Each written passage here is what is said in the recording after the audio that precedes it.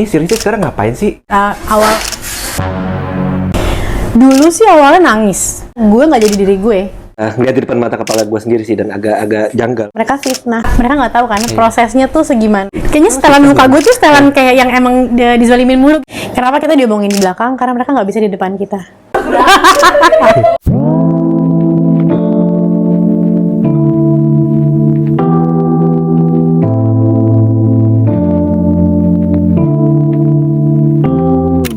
Assalamualaikum warahmatullahi wabarakatuh. Welcome back di YouTube channel Lubuk Karir. Di sebelah gua udah ada salah satu bintang tamu spesial. Dia serba bisa nih. Acting, nyanyi, desainer juga mungkin ya. Oke. Kita akan kulik lebih dalam aja. Langsung aja kita bahas, dan kita akan ngobrol bareng sama Risti Tagor. Yeay. Aduh, Ti, apa kabar, Ti? Baik, alhamdulillah. Kok mulainya udah haduh gitu sih, Kak? Soalnya banyak yang ini nanya-nanya nih dari temennya bini gua juga nih nanya, nih si Rizky sekarang ngapain sih? Gitu, lu ngilang gitu, kemana aja sih? Gitu.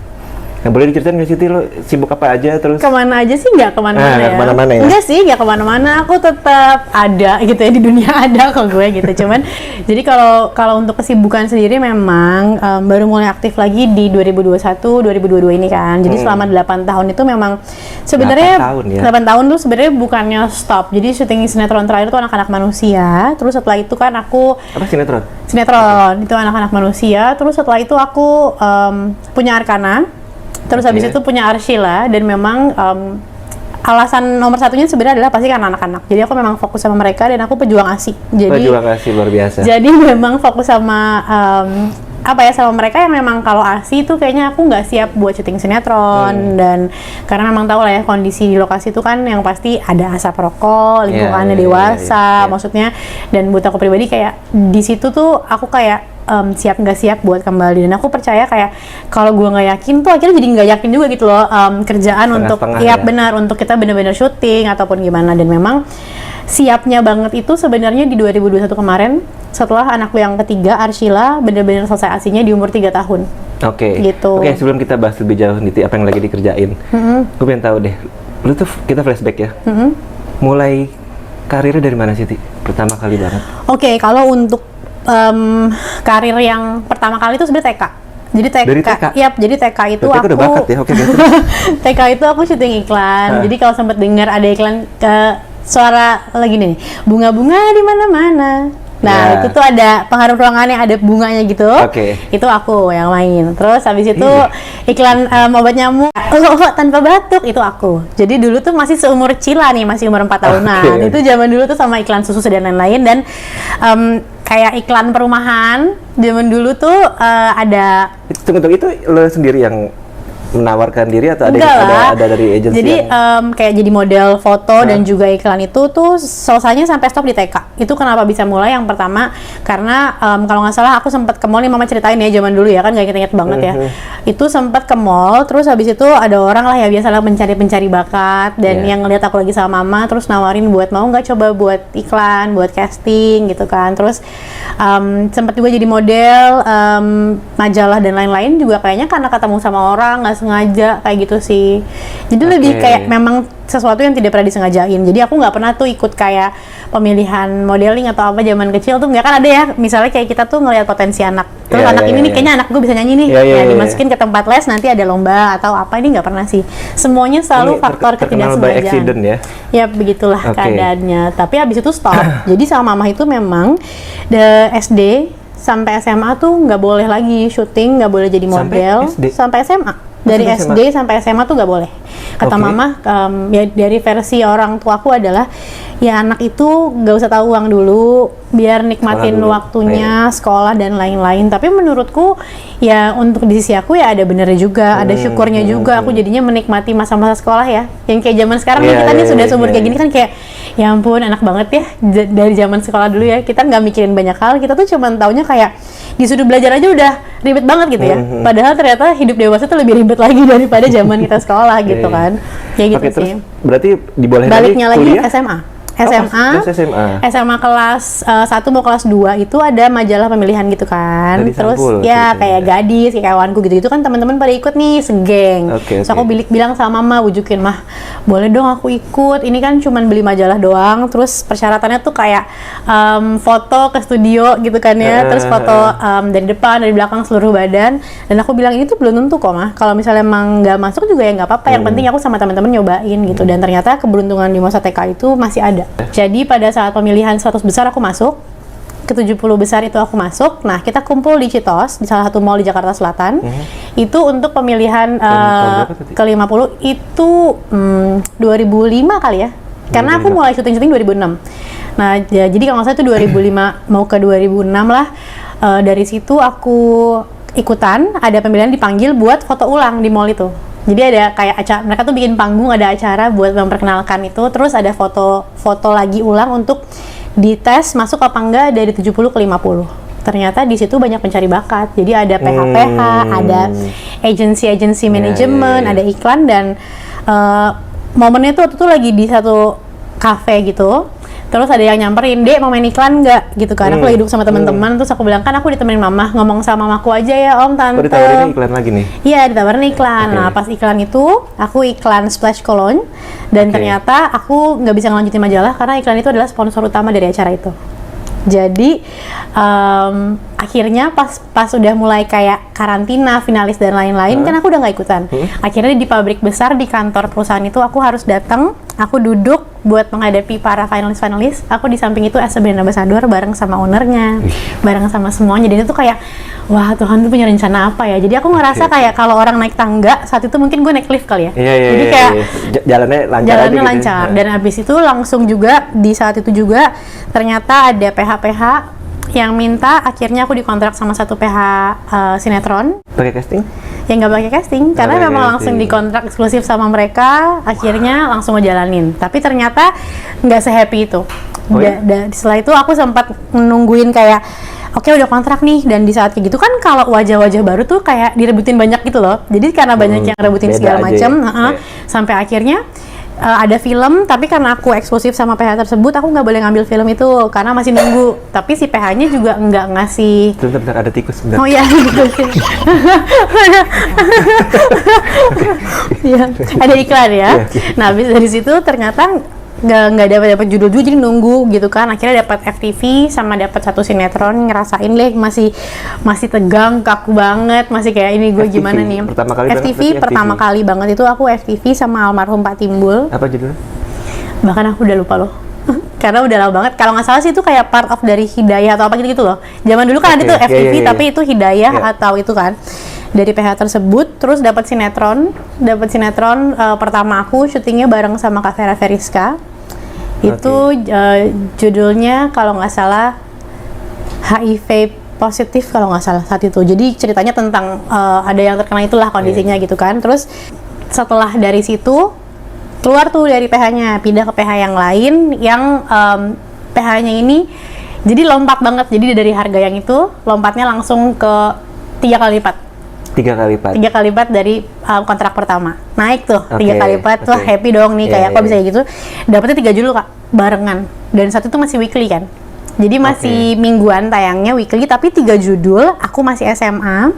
Jadi aku harus pulang sekolah itu jam 12, terus syuting, terus besok sekolah lagi. Karena sama mama tuh tidak ada alasan untuk sampai tengah malam, nggak ada alasan. Kalau sama mamaku kayak, kalau kamu pilih kayak gini, kamu tetap harus tahu kamu harus sekolah. Jadi ya ngerasain kayak gitu.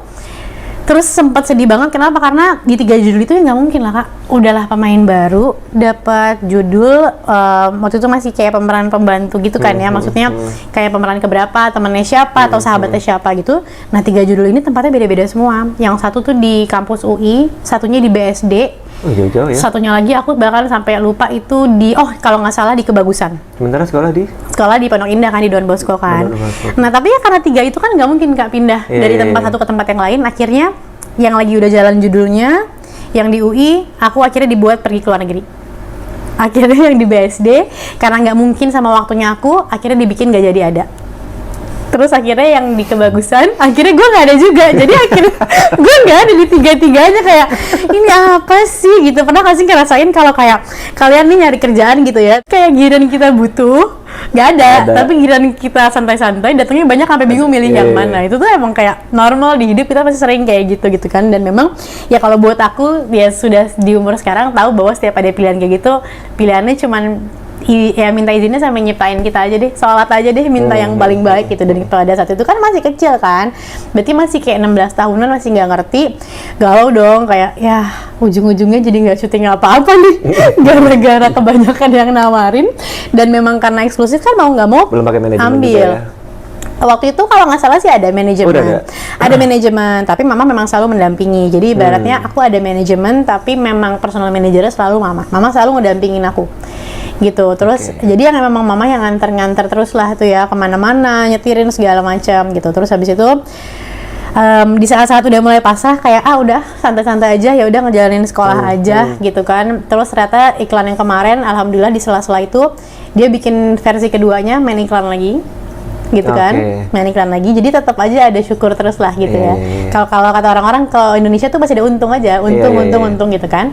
Dan pas banget di kelas 3 SMA itu lagi persiapannya mau lulus sekolah, aku tiba-tiba dipanggil untuk casting film terbarunya Mas Rudi Sudjarwo, yaitu Pocong 2. Iya, Pocong 2. Pokoknya film horor deh saat itu kan. Terus dan itu pun kayak aku tuh penakut banget Kak, super pengecut banget deh. Jadi kayak buat main di film horor tuh kayak aku serius nih di horor, tapi udahlah bismillah gitu kan, nyobain dulu dan ternyata keterima, lolos di situ. Itu adalah pengalaman pertama aku dan memang menurut aku pengalaman film yang luar biasa banget, ketemu sama Mas Rudi Sudjarwo. Itu film Pocong 2 tuh 2000 berapa ya, Dek? 2008 kayaknya ya, 2008. Tapi jadi memang di sela-sela itu tuh ya ada aja, pasti ada kerjaan ini segala macam tuh tetap terus aja gitu kan. Dan setelah dari Pocong 2 itu karir baru lagi dimulai. Jadi setelah Pocong 2 aku ngerasain lompatan yang luar biasa dari film itu, karena ternyata film itu euforianya luar biasa banget. Orang yang nonton aku di film itu oke banget, sampai akhirnya sinetron minta aku main lagi.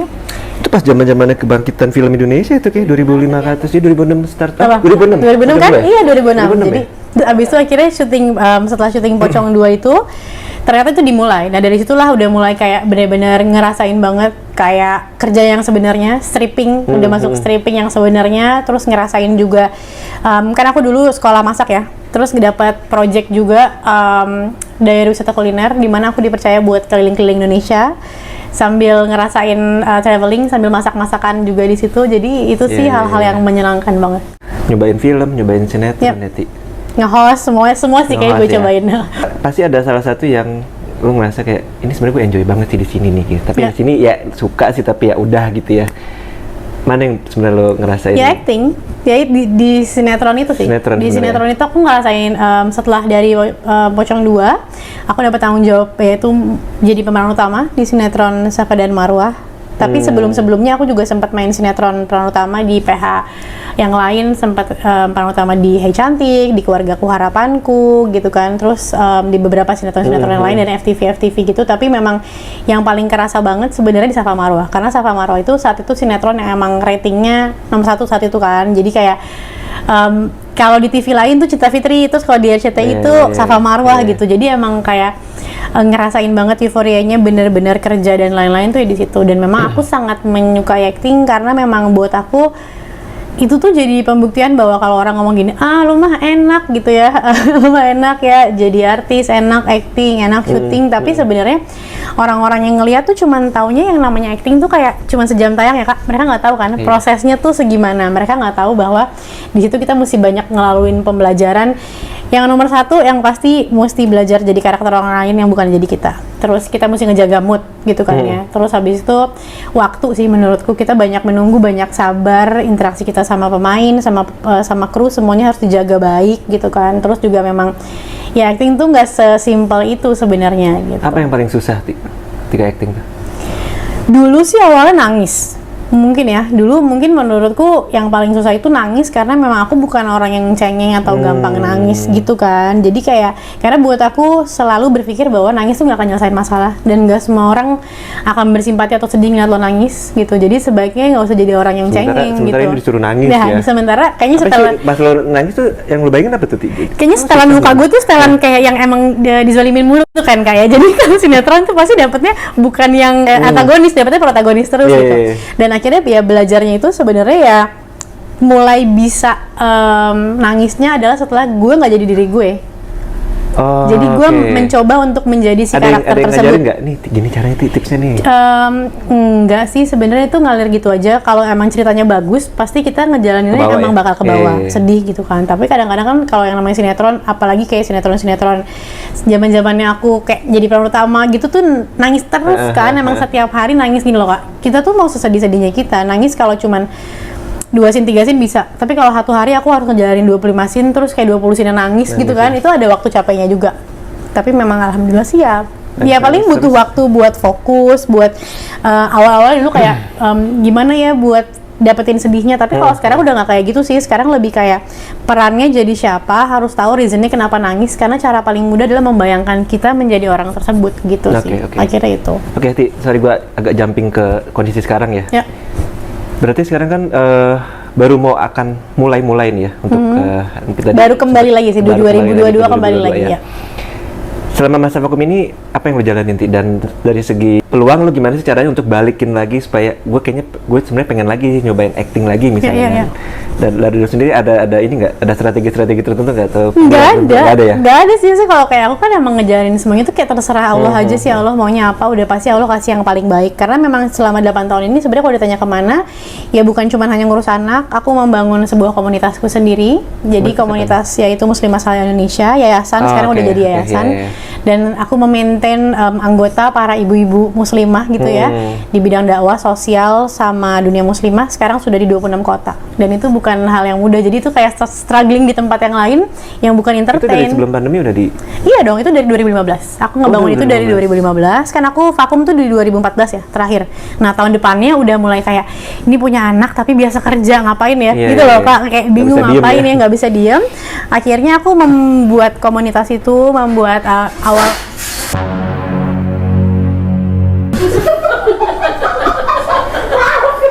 Come on.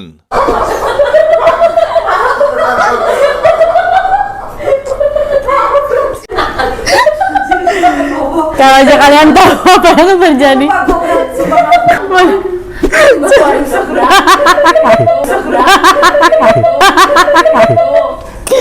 Super. Nggak apa-apa. Terus ya udah setelah itu aku ngebangun itu kan juga butuh fokus ya. Ternyata kita nge-maintain ibu-ibu tuh nggak gampang. Visi misinya mau apa, dan akhirnya di 2017 bergerak naik jadi yayasan. Jadi yayasan. Ya akhirnya belajarin lagi nih pembina yayasan tuh gimana? Pembina. Pembinanya ya. Jadi kakak pembina. Sebagai pendirinya ternyata nggak sesimpel itu dan punya tanggung jawab cukup besar lah ya buat memaintain itu semua. Dan selama 8 tahun juga aku fokus sama brand yang udah aku bangun dari 2012, yaitu Rextiland by Risi Tagor, itu brand fashion Jadi muslim. kapan sih didiriin? 2013. Jadi 2012 aku hijrah pakai jilbab. 2013 aku mulai punya brand gitu. Oke, itu apa aja yang di Itu sih fashion muslim apparel ya. Jadi kayak apa namanya? Ya baju muslim, ya prayer set apa ya, mukena gitu-gitu sih. Pokoknya semua yang berhubungan sama kebutuhan muslimah. Masih. Ini aku pakai. Masih gitu. Ya sekalian jualan ya kan. Gitu sih. Jadi ya itu ya kadang-kadang menurutku apa yang mereka lihat itu belum tentu kita tuh sebenarnya nggak punya kegiatan sama sekali. Jadi kayak misalnya orang bilang Risti hilang, nggak muncul di TV kemana aja. Karena menurutku gini, nggak ada postingan liburan tuh bukan berarti kita nggak liburan loh. Nggak foto sama pasangan bukan berarti kita nggak punya pasangan loh. Jadi memang karena kita yang menentukan apa yang mau orang lain tahu, yang mau kita tunjukin. Begitu juga sama sosial media aku. Jadi kayak kalau mereka nggak ngelihat ada kegiatan apa-apa, mungkin karena memang aku nggak banyak posting, nggak pintar bersosial media, tapi bukan berarti tidak punya kehidupan dan kegiatan gitu sih. Sempat ngalamin ini nggak sih pada saat vakum itu ada merasa kangen syuting, dan pasti ada mungkin beberapa orang juga ngerasa kayak post-power syndrome ya. Biasa dikenal sama orang banyak, kemudian sekarang udah mulai lagi, mudah-mudahan nanti bisa balik lagi gitu ya. Nah, apa yang lo rasain sih sebenarnya waktu itu? saat 8 tahun kosong? Nggak pernah sih ya, kalau aku pribadi nggak pernah ngerasain ada itu, karena memang kayak saking udah punya banyak kesibukan sampai udah ke-distract sama itu ya? Udah ke-distract sampai nggak ada waktu buat mikirin orang lain tuh mikirin apa sih soal aku, tuh udah sampai nggak kepikiran soal itu sih. Karena memang dengan segala macam apa ya perjalanan hidup yang aku laluin tuh sampai di titik sekarang tuh kayak penilaian orang lain tuh udah nggak penting, Kak. Yang penting tuh penilaian Allah aja. Jadi apapun yang gue lakuin kalau emang di mata keluarga, terus juga tahu ya Allah lihat itu nggak salah, nggak gimana-gimana, ya santai aja, udah sesimpel itu. Sorry ini agak out of context sedikit ya, karena ini gue juga ngeliat di depan mata kepala gue sendiri sih, dan agak janggal dan ya mengganjal lah buat gue gitu. Lu sendiri tuh dengan teman-teman media gimana sih? Maksudnya gue agak ngeliat ada ketidakseimbangan sebenarnya, informasi yang lo sampein kemudian agak sedikit berbeda dilencengin. Nah, menurut lo apakah cuma lo yang ngalamin doang kayak gitu? Atau jangan-jangan sebenarnya artis yang lain juga sama sih nasibnya gitu ya? Atau lo punya cara sendiri buat menghadapi itu semua ya? Ngadepin kayak gitu? Mungkin aku mulai menyadari segala satunya itu tuh dari mulai saat waktu hamil Arka. Ya maksudnya pada saat yang kasus itu, dimana aku tahu dan belajar akhirnya bahwa lebih baik diam daripada kita terlalu banyak mengklarifikasikan hal-hal tertentu, karena memang ternyata orang yang sayang sama kita bakal tetap sayang dan percaya sama kita, dan orang yang benci sama kita ya mau sampai berbusa pun nggak akan percaya gitu loh, Kak. Jadi akhirnya aku nggak pernah lagi mungkin kayak kelihatan Vicky tuh nggak terlalu banyak ngasih tahu tentang kehidupan pribadi, tapi juga tetap kalau ditanya ya jawab seperlunya. Karena sejujurnya pemberitaan yang akhir-akhir itu, terutama yang di 2021 ya, karena aku banyak diam, mereka ngarang, mereka fitnah, mereka buat cerita itu tanpa ada klarifikasi sama aku sama sekali, dan ya akunya juga udah nggak apa-apa, karena aku sudah merubah pikiran dan mindsetku bahwa ya alhamdulillah transfer pahala gitu loh. Ya udah di situnya gitu, karena memang aku nggak bisa nutupin mulut-mulut mereka semua atau menjelaskan, tapi aku bisa tutup telingaku untuk tahu bahwa itu nggak penting gitu. Mereka mau ngomong apapun nggak penting, karena aku tahu yang benar yang mana. Sementara akhirnya nih aku punya mindset bahwa ini sebenarnya buat lebih nyenengin aku ya. Kenapa kita diomongin di belakang? Karena mereka nggak bisa di depan kita. Karena kita selalu ada one step ahead di depan mereka, jadi biarkan mereka ngomongin dengan versi mereka di belakangku. Kenapa aku jadi headline berita dengan ngarang itu? Karena aku ada di kepala mereka, Kak.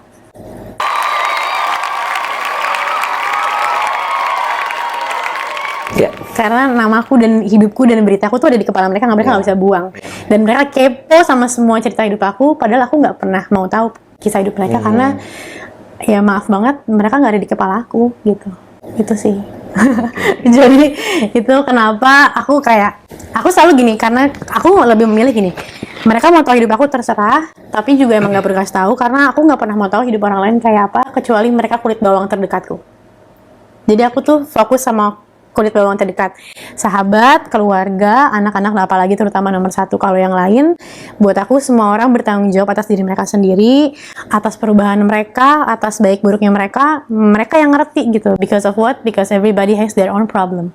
Karena semua orang punya masalahnya, dan kita nggak bisa so tahu ngebayangin bahwa masalah lo cuman gitu doang, masalah lo tuh kecil, kalau gue jadi lo, nggak akan pernah bisa. Karena memang Allah kasih kita ujian, itu yang bisa aku laluin. Mungkin kalau disuruh tukeran, mungkin aku nggak mau jadi Kak Fadil nggak mau jadi aku, karena memang ya bersyukur aja Tuhan kasih badan ini, Tuhan kasih jiwa ini, diri ini, ya memang untuk aku laluin gitu. Dan sesuai dengan kapasitas. Sesuai dengan kapasitas. Oke, Titi, terima kasih banyak ya Titi waktunya. Sama-sama, thank you banget. Oke teman-teman, jangan lupa klik like, share, dan subscribe YouTube channel ini di Lubuk Karir. Terima kasih. Wassalamualaikum warahmatullahi wabarakatuh.